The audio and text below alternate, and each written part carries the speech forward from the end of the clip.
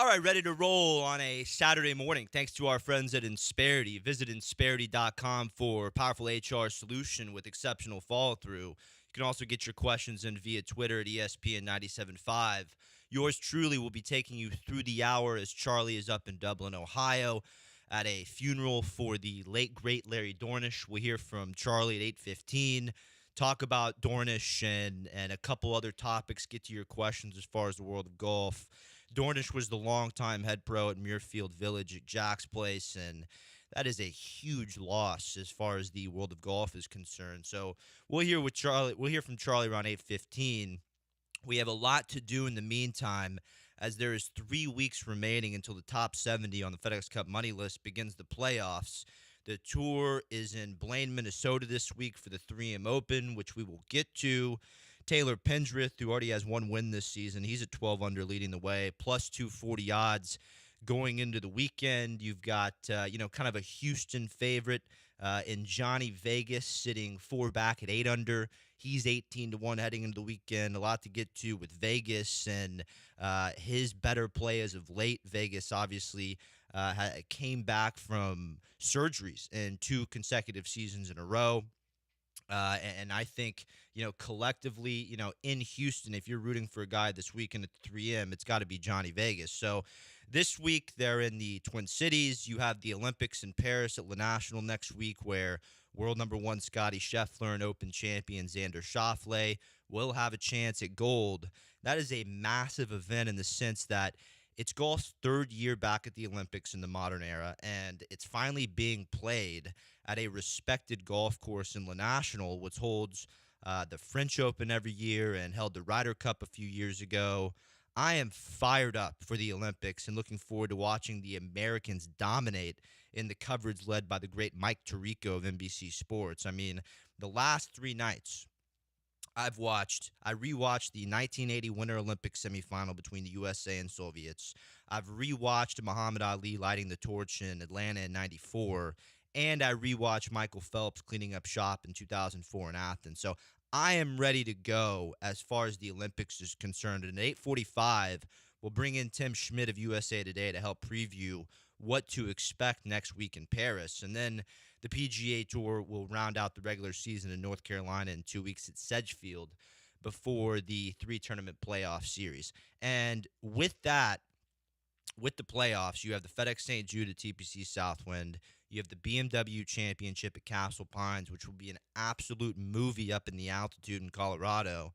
And as always, the tour will crescendo in Georgia at Eastlake for the Tour Championship. So still a ton of golf left, which is why I was shocked to see writers and critics start handing out the Player of the Year award after last week's Open Championship, which is where we'll begin today's program. Listen, Xander Schauffele has changed the script on his entire career in 4 months' time.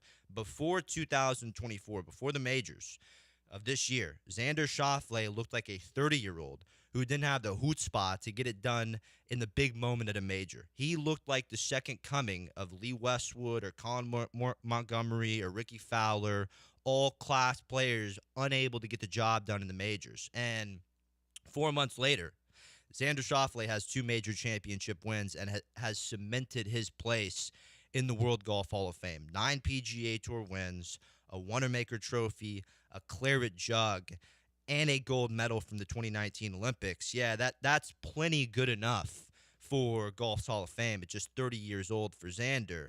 And what he did last Sunday with that closing 931 at Royal Troon was nothing short of one of the greatest closing 9s in Open history, as Schauffele stormed past Billy Horschel and stormed past Tristan Lawrence.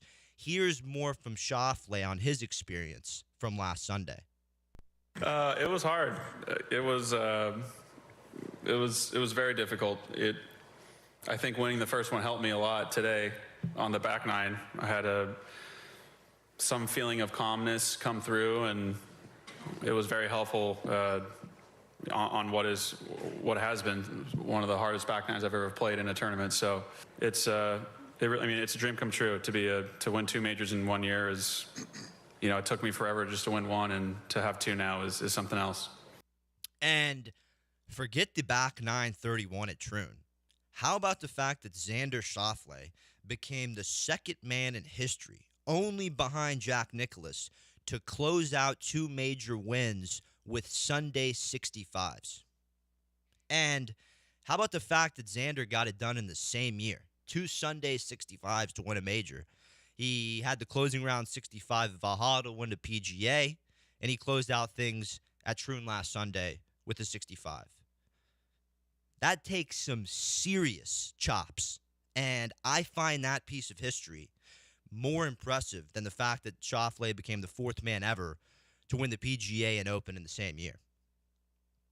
And clearly, the key to Schauffele's consistency this year is the ability to keep his composure. Here was Schauffele after the Open on how he never loses his cool on the links. I'm not sure. I think a long time ago, I just kept tracking my rounds where I got angry and like truly deep down angry, and my mistakes started compounding, and I really can't tell you. I get angry, but to me it's all about the next shot. I know it's cliche and people try to talk about it, but you really can make yourself happy if you try and hit a good shot as your next one versus just snowballing the wrong way. So I really, easier said than done, of course. But I mean, I've never broken a club, but I've gotten pretty pissed off on property. You can probably ask Austin. He's like an elephant. He keeps track of all these things in his mind. Everyone in my family knows how competitive I am. I may not be the guy running around fist pumping, but that's just who I am. I kind of know how I need to be to perform at a high level, and it's the same way I don't get really angry. I also don't let myself get too over the moon, just because to me it's the same thing. If I'm sitting there snapping a club, that'd be the same thing as me running around fist pumping. It would take too long for me to adjust before my next shot to hit a good one. So, I've kind of embraced this sort of SoCal laid back kid, but there's obviously a fire burning deep within, where you wouldn't have a couple majors sitting by your side. Wow. So much to unpack there from world number 2, but the bottom line is there is no one better at displaying the growth mindset on the golf course than Xander Schauffele. I enjoy some of the more boring personalities like Xander Schauffele and maybe even Zach Johnson in his prime, and maybe more of a newer name like Ludwig Oberg. Those three names, they go about their business, and that's who we as weekend golfers need to be learning from. I watch way too many 15 handicappers basically throw away their rounds because they can't regroup after one bad golf shot. And what you'll learn from Schauffele is that a Zen mentality on the golf course works way better than having your heart rate skyrocket and throw you off your tempo because you can't get over a drive you hit 30 yards out of bounds 4 holes ago. And the reason so many have a tough time doing that is because the mental outliers of the game are the most intriguing players to watch. Junior golfers have no interest behaving like Xander Schauffele or Zach Johnson.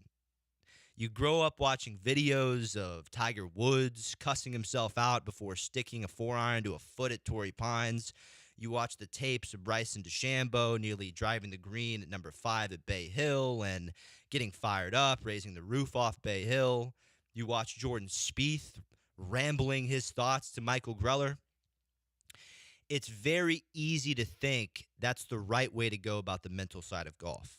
But they are outliers, and 9 out of 10 of you are better off working on what Xander does and practicing how to forget about the previous shot the moment it leaves the club face.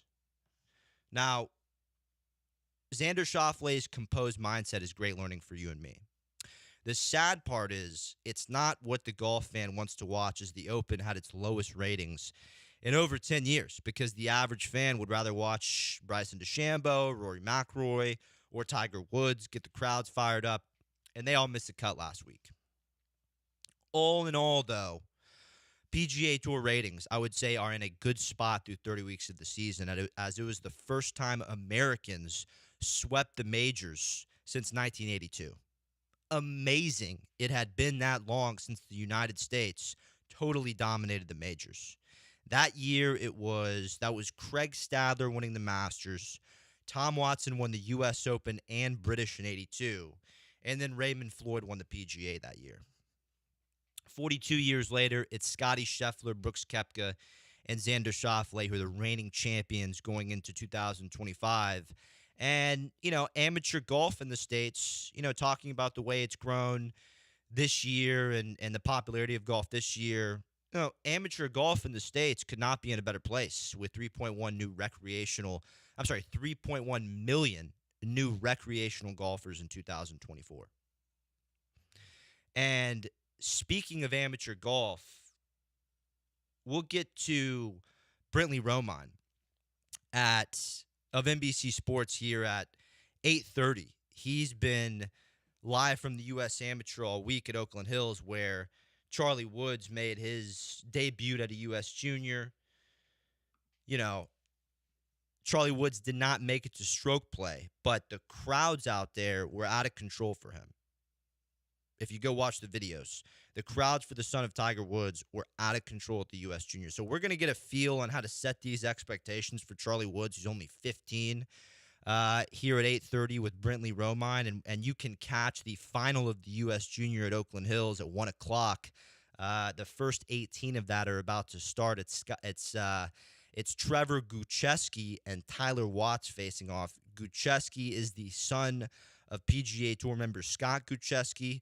Gucheski took out the number one ranked junior in Blades Brown in the first round of match play, so he is rolling. And then Tyler Watts is a crucial part of the United States developmental junior team. So you'll be able to watch the final at 1 p.m. Central on Golf Channel prior to the 3M Open coverage. So we'll get Romine in here a little later on to give us a preview. And then, of course, stick around for Tim Schmidt at 8:45 because we're going to get a little preview for the Open. Before we cut to break, I'm talking and saying a brief word quickly for my friends over at Insperity. Hey, business owners, have you ever felt like the walls are closing in, that the obstacles growing your business are overwhelming? We all know running a business comes with pressure, remote workforces, HR compliance, keeping your top employees. There is no wonder you business owners start feeling boxed in, but you don't have to do it alone. Fortunately, there's Insperity. They put 30-plus years of experience to work helping you with your human resources, from hiring and training to HR admin and compliance. Add in competitive benefit options for your employees, and you've expanded your HR capabilities. With Insperity lightening your HR load, you can focus on growing your business surrounded by employees who are empowered to be their best. Don't let the obstacles keep you from realizing your full potential. Get the relief you need from an HR company that puts you and your employees on a path to success. Because with Insperity, nothing seems impossible. We'll get to some listener questions on the other side with Charlie Epps. Once again, stick around. 8:30, Brentley Romine of NBC Sports joins us. And then at 8:45, Tim Schmidt from Golf Week will join us. A ton to do as far as the world of golf. Don't go anywhere. This is Charlie Epps Golf Hour, presented by Insperity, HR that makes a difference.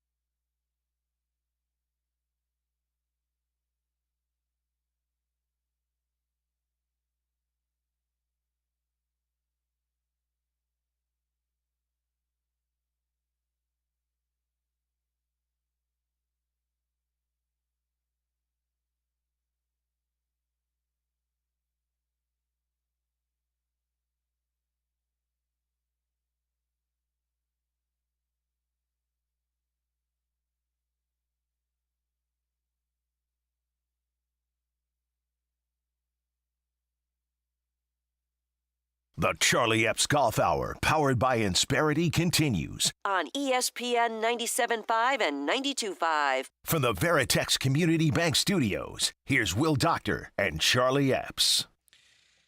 Nice to have you aboard on a Saturday morning. We'll get to Charlie Epps here in just a minute as we continue as far as the world of golf is concerned.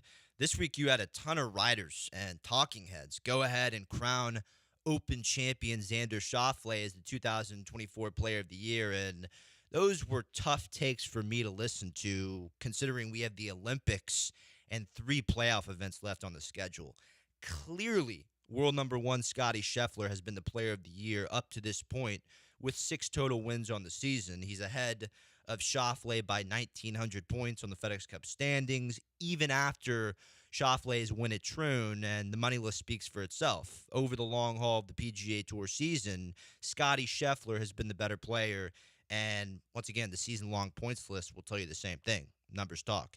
Now, in my mind, Xander Schauffele defending gold in Paris next week would take the amount of wins and the amount of FedEx Cup points out of the conversation. If Xander Schauffele holds the Wanamaker, the Claret Jug, and defends his gold in the same season, that would resonate much stronger in the average fan's mind than Scheffler's 6 wins. If Xander wins gold next week in Paris, I believe Scottie Scheffler will have to sweep the playoffs. That's right, win all 3 playoff events in order to get the Player of the Year vote. I know that sounds ridiculous, but nothing less than 9 wins in a season is going to resonate in the average fan's mind over Xander's PGA, Open, and a potential gold in the same season. You and me understand how special it is that Scheffler became the first man to 6 in a season since Tiger in 2007. But 9 is the magic number that has only been reached in a single season by 2 men since 2000. Tiger Woods and Vijay Singh.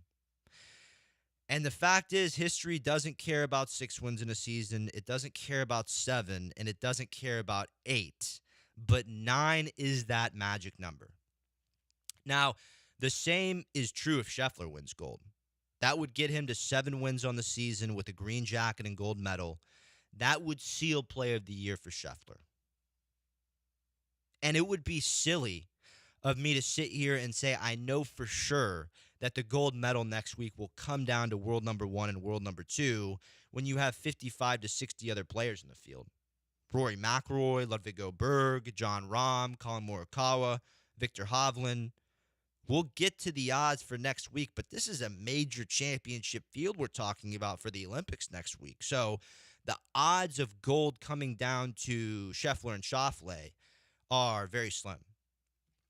But then you hear Schauffele is the only player in the world to finish top 10 in every major this year, and you think about Scheffler's winning percentage this year, and you start to think, why wouldn't it come down to world number 1 and world number 2 next week?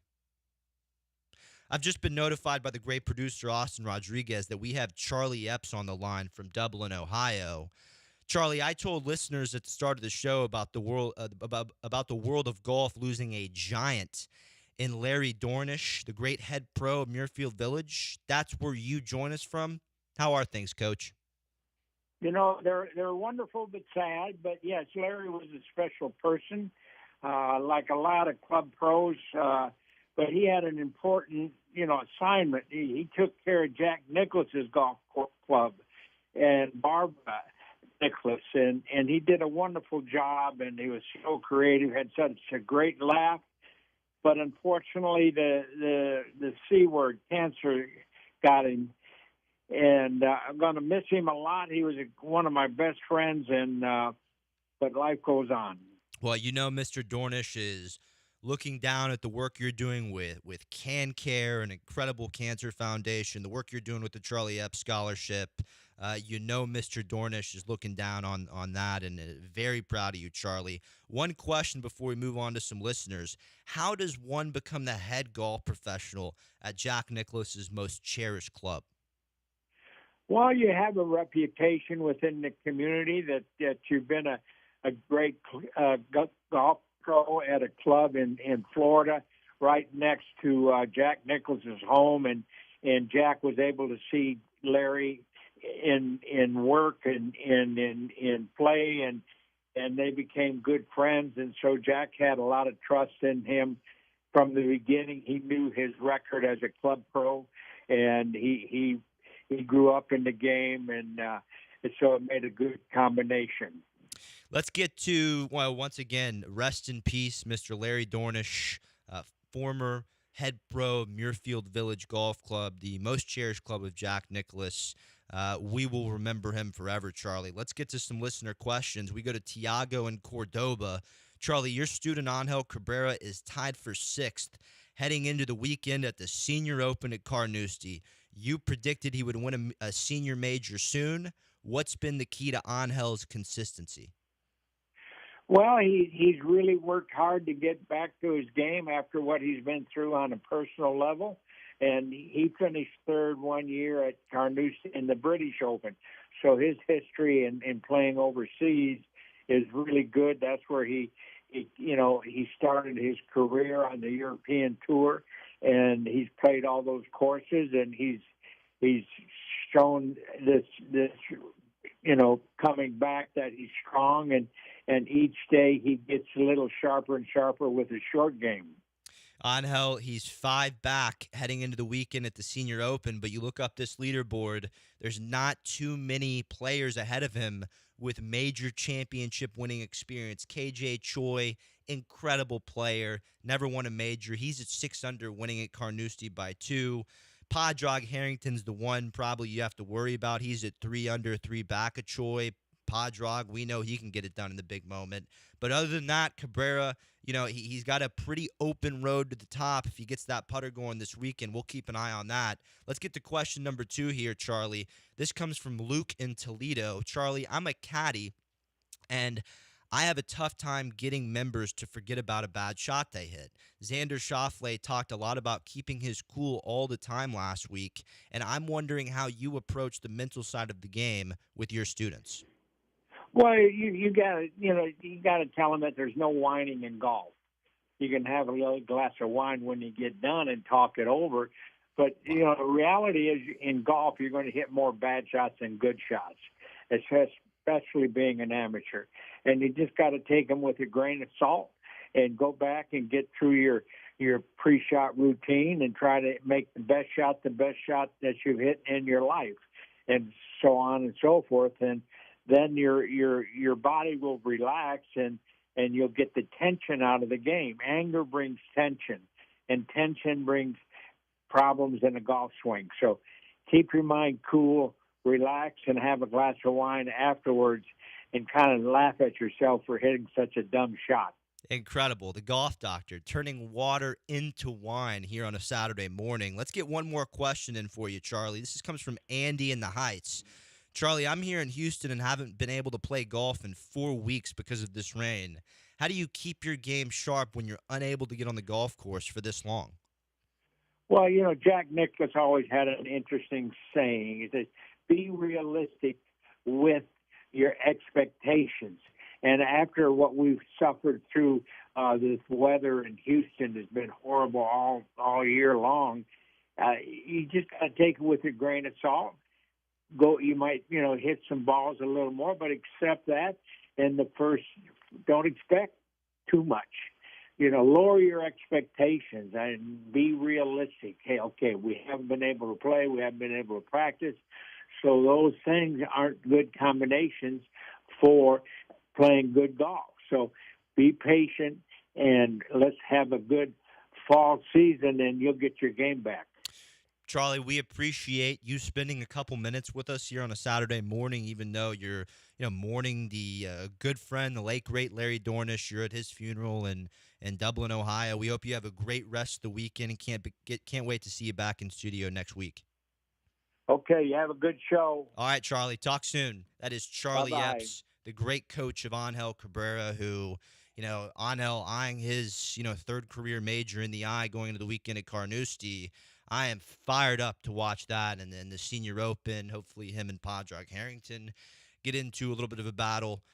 So great to hear from Charlie there. I've got one more thing to discuss this segment before we bring in Brentley Romine the next segment.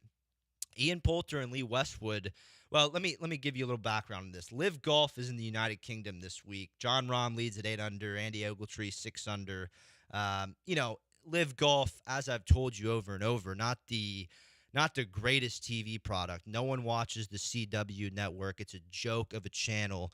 But all this whole time, I have said that if these teams can connect with a geographic location, there's a lot of promise, a lot of fan popularity that could come out of that.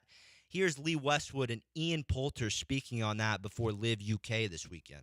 Yeah, we've been talking about that, and it's at a very early stage, but certainly it's something that I think we should look at in the future and certainly consider, very, very seriously.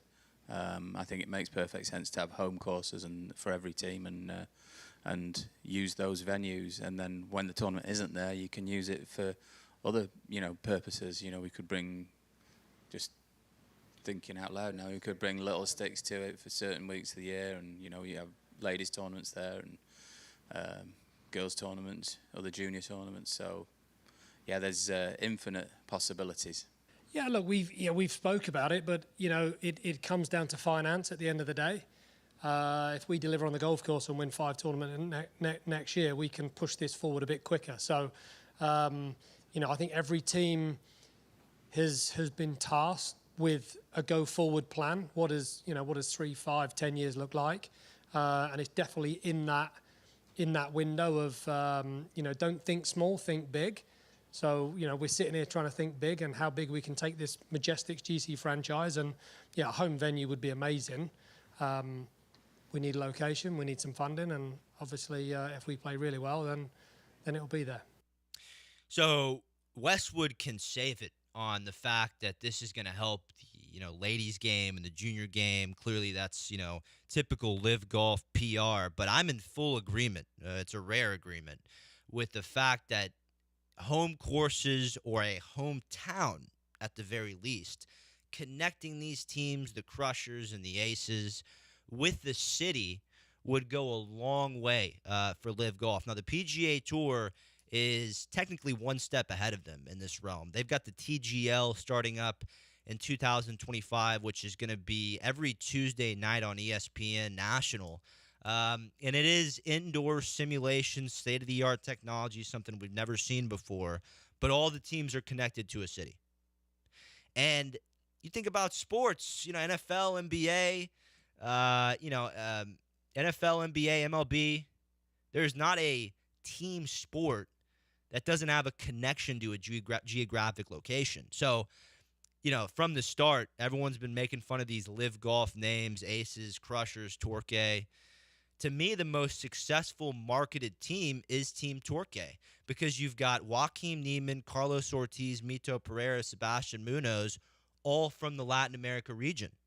And you could feel the fans around them because all 4 of them have the exact same fan base.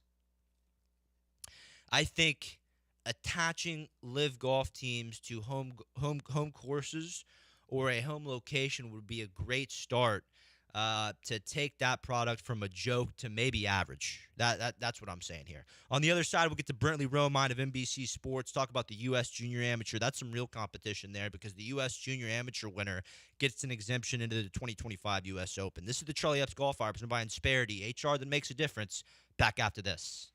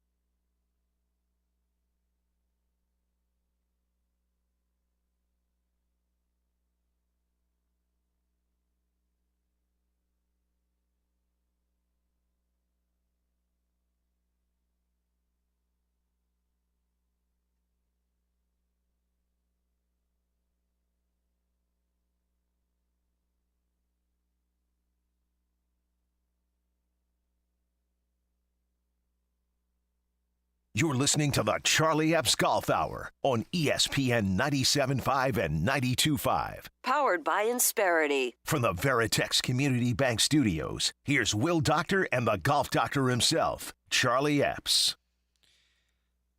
Keeping you up to date as far as the world of golf is concerned on ESPN 97.5 Houston. And today at 1 p.m., you can watch the U.S. Junior Amateur Final on, I believe it's Golf Channel. And we're going to have Brentley Romine in here of NBC Sports in a few seconds live from Oakland Hills. But Trevor Gucheski is one up through 10 holes on Tyler Watts. As we talked about in the opener, Gucheski is the son of the great Korn Ferry Tour and now PGA Tour member Scott Gucheski.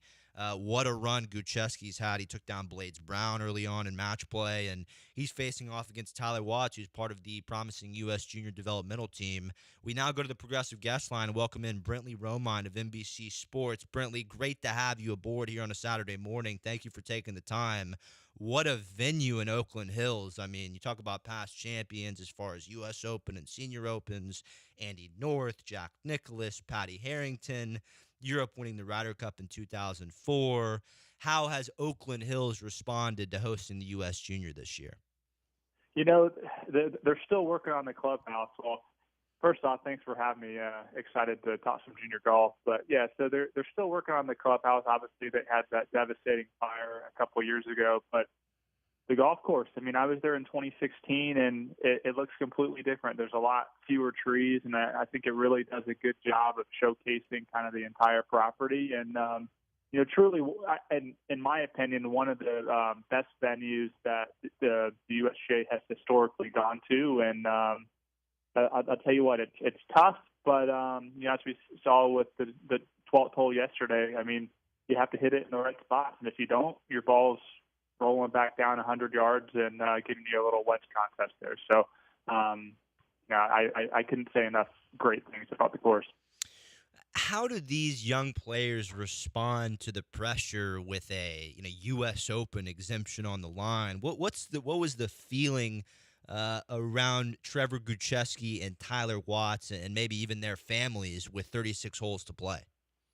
Well, it was funny, because I was laughing yesterday after the semifinals. I mean, here we have two great players who have a chance to win the U.S. Junior tomorrow, and they're just so serious. You know, they're so locked in, and I'm like, man, just smile, like kind of enjoy it. And you know, deep down they are, but I mean, these are two competitors who are treating this like a U.S. Open. I mean, we've talked about it, and we've seen it on the PGA Tour. I mean, great golf just keeps getting younger. And, you know, these guys believe that in just a few years they could go out and win on the PGA Tour like a Nick Dunlap who won the U.S. Junior in 2021. So it's all business right now. And, you know, if you look at the rankings, if you follow junior golf, I mean, these are two guys who shouldn't be a surprise to be in this position.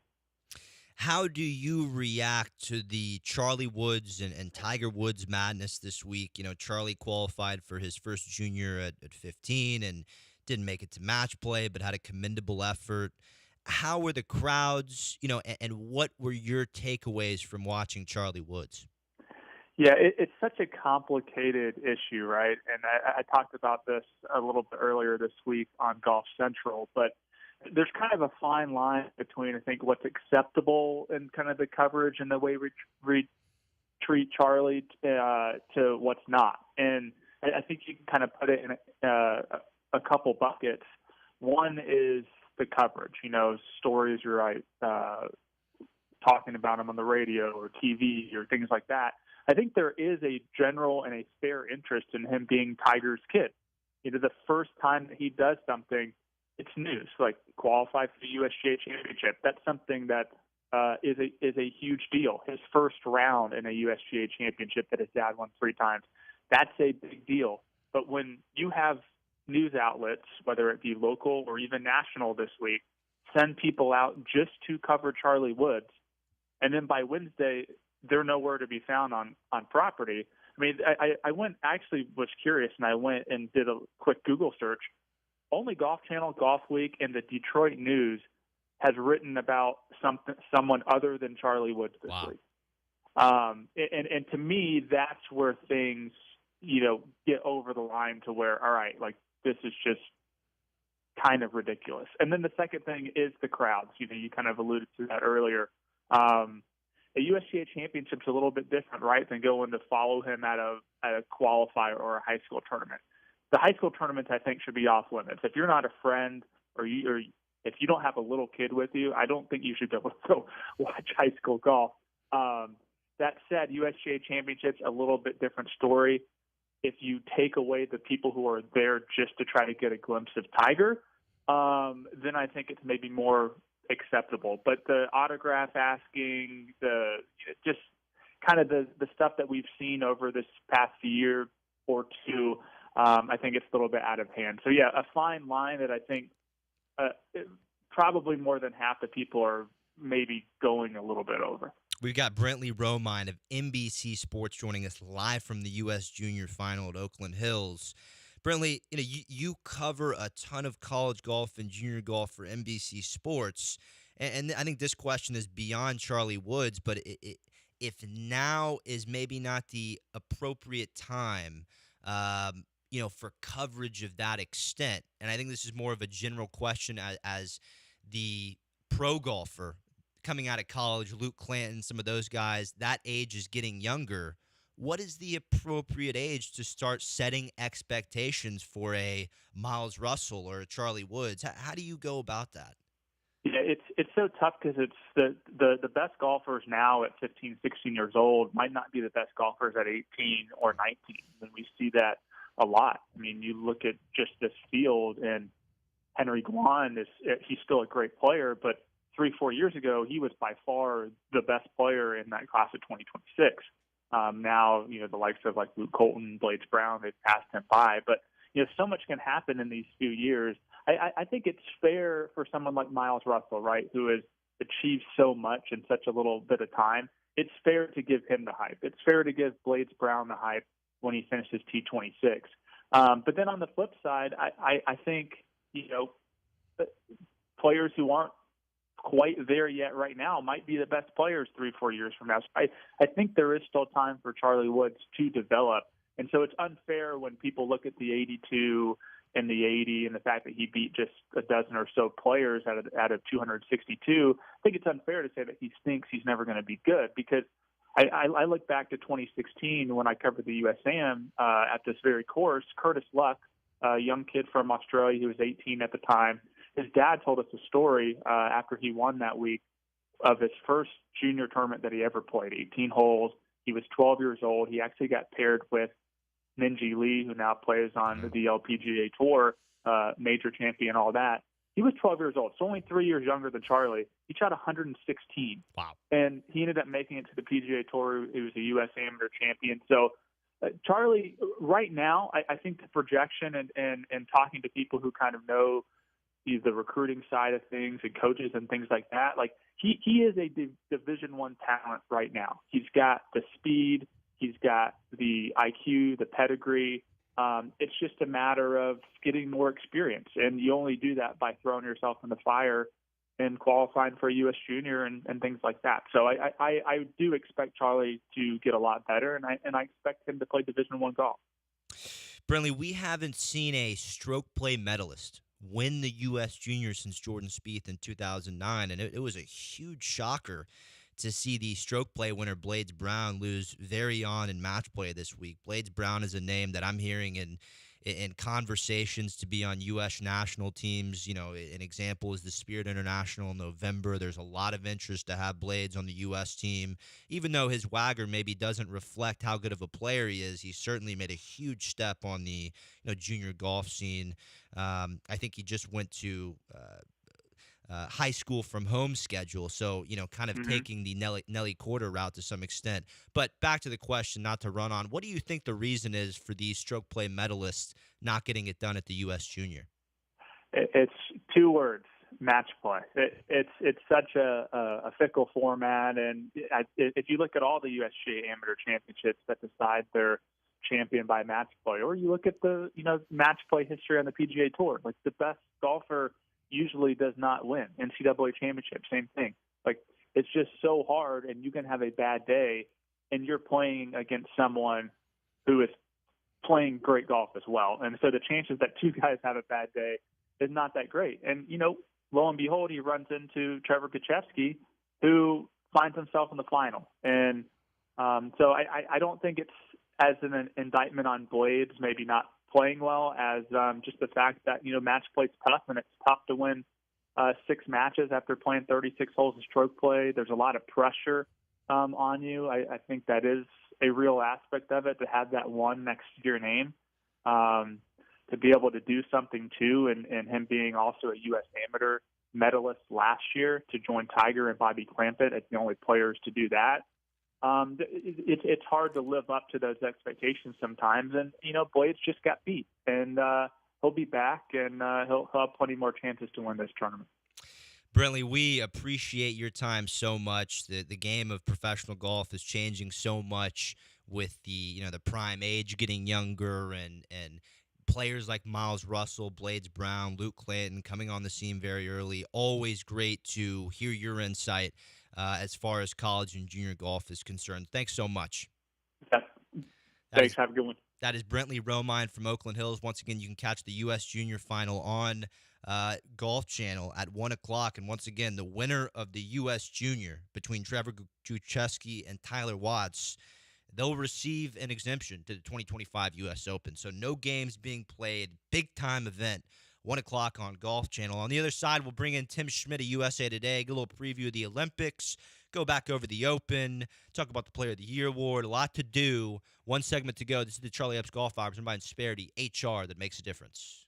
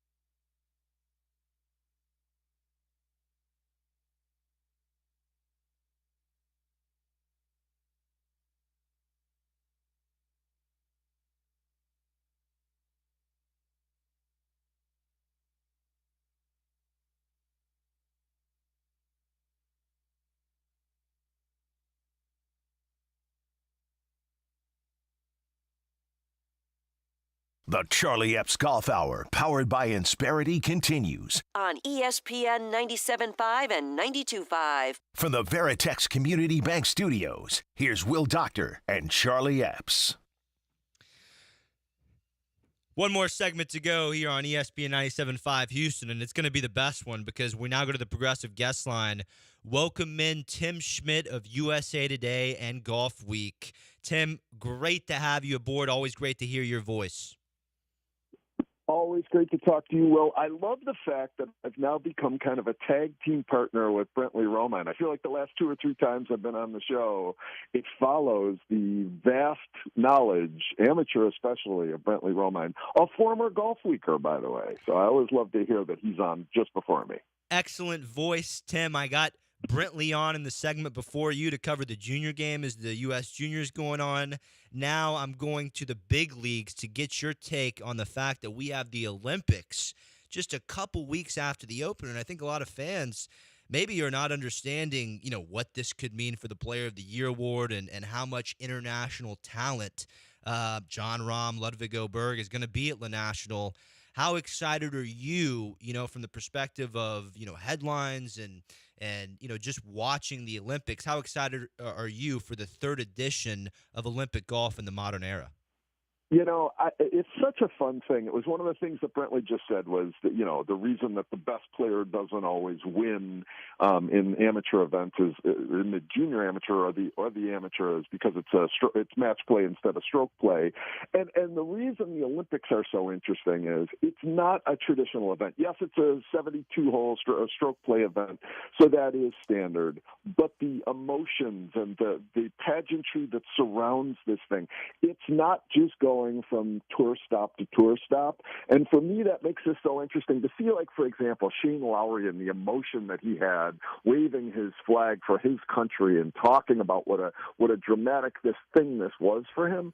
This isn't just, hey, I'm going out to play the 3M or the John Deere. They're great events, but it's just weekly kind of the grind that is PGA Tour life.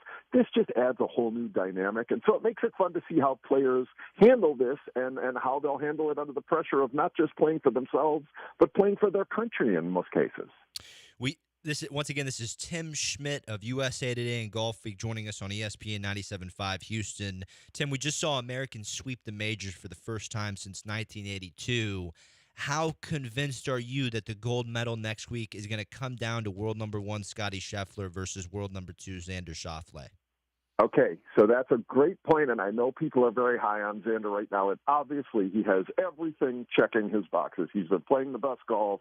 He's won the Olympics before. He's got 2 majors under his belt this year. Man, it's still for me, and I know he hasn't played his best golf in the last while. Until something changes dramatically, it's still Scottie Scheffler versus the field. There's no Xander in this. There's no 1A and 1B. It's still 1A is right now Scottie Scheffler in the golf world. Does that mean that other players aren't involved? Of course, there are a million variables that could come into play on this. But in my heart of hearts, the way that over the last 2 or 3 years, Scottie Scheffler has kind of, put his nose to the grindstone and just done what he's wanted to do. Not always, but in most cases, the consistency that he's shown, for me personally, that's the guy. It's still him versus the field in my eyes. And I wouldn't be surprised, Xander, again, playing such great golf right now. Rory is due. You look at Ludwig Oberg and what he's done. I mean, having John Rahm in this.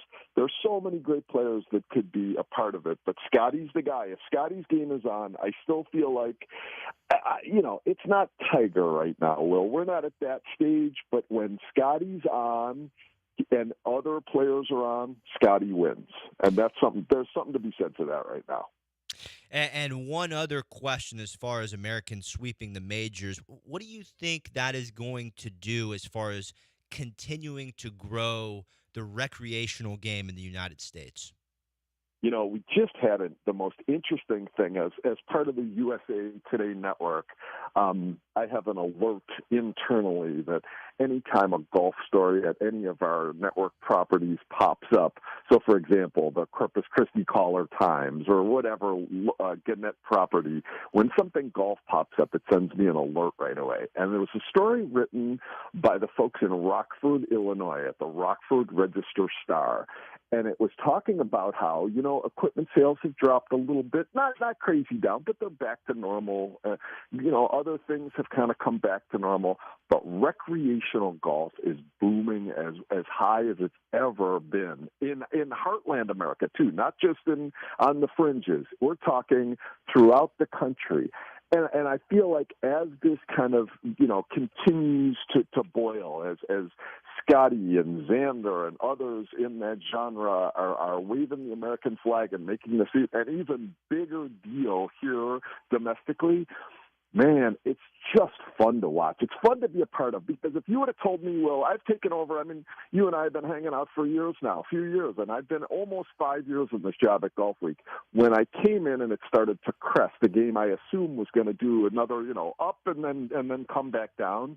And to think about the fact that it hasn't come back down. Yes, we've lost a few municipal golf courses here and there. Most of that was infrastructure and other things that weren't maintained over the years. But for the most part, the level of play domestically is just as high as it's ever been. That is such a cool thing to be a part of. And yeah, golf's going to continue to keep growing, and having those guys waving that American flag and wearing their cool American gear at these things is only going to help. And Tim, with 2000, with another Ryder Cup around the corner in 2025 at Bethpage, it just seems like this trend of not only great, obviously the Europeans will be defending, but as far as major events that could continue to push the recreational game, I can't think of a better showdown than a Ryder Cup at Bethpage. I haven't gotten your take on Keegan Bradley being elected to captain the United States team. And Tim, at world number 19, I am not ruling out that Bradley could become the first playing captain since Arnold Palmer in 1962. What's your take there? Yeah, that's a really great point. And what an interesting selection. Just something to stir up.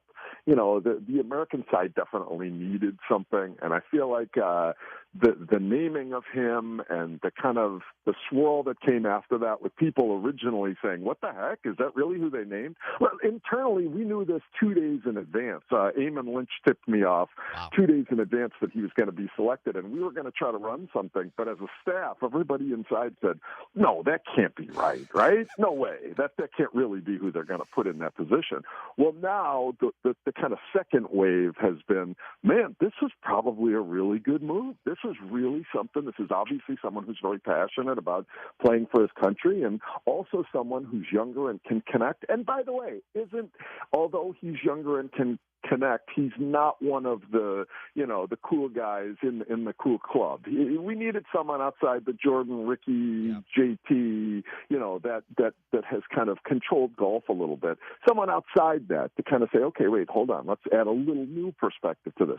So I think Keegan was an amazing selection, and I think it is very possible that he could be a playing captain. I will also tell you on a switch, one of my favorite things about this, Will, is I am very much, even though I get to go and hang out at the cool, upper-tier clubs in this country, including places like Carlton Woods and Whispering Pines and these great spots that I've been able to go, I am at heart very much a fan of municipal golf and municipal golf courses and what they mean to this country. And the fact that we're playing at Bethpage, which is one of the most challenging, and by the way, Bethpage has other courses. The Bethpage Red course is amazing. The fact that we're playing this event at a public golf course, and at a time when kind of things have gotten a little, the game is starting to get a little highfalutin again, where it's a lot of like club redesigns with the same 10 designers in the world, and that kind of stuff. To see it back with the eyes of the golf world on a municipal golf course makes me so happy. By the way, one of only a handful that's used. Another one, of course, Memorial Park, which is such a great and positive story in Houston. So I just love the fact that not only is it a cool new wrinkle with perhaps Keegan playing, but we're going back to a municipal golf course right outside a major metro center.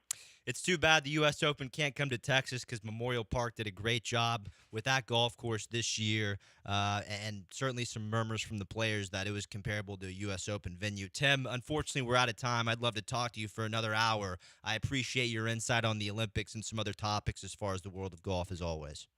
Always good to chat, Will. Anytime. That is Tim Schmidt of USA Today, and we are wrapping up shop here on the Charlie Epps Golf Hour. Listen, as far as a live bet for the 3M, I like Johnny Vegas at 18-1, 4 back of Taylor Pendrith. Johnny played well in Detroit, played well at the John Deere. I think he is ready to go, open 68-66. This is a perfect course fit for him. I like Johnny Vegas at 18-1 rolling into the weekend 3M Open. That'll do it here on the Charlie Epps Golf Hour by Insperity. We'll talk with you next Saturday. Have the great golf doctor back in studio. See ya.